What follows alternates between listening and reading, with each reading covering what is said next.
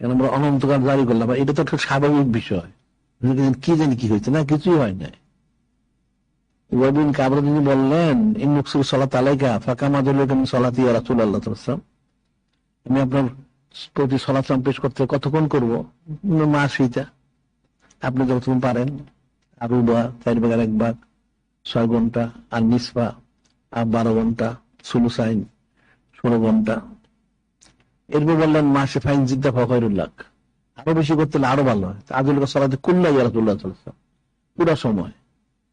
পুরো সময় যখন বললেন, তখনও কিন্তু নূরে মুজাসসাম হাবিবুল্লাহ হুজুর পাক সাল্লাল্লাহু আলাইহি ওয়াসাল্লাম বলেন নাই যথেষ্ট হয়েছে, না যথেষ্ট না, আরো বেশি সামর্থ্য, আরো বেশি করা উচিত,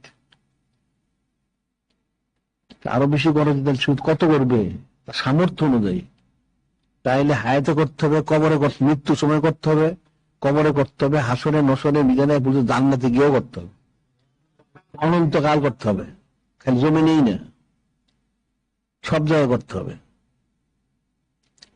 এই জিনিসটা মানুষ বুঝে নেয়।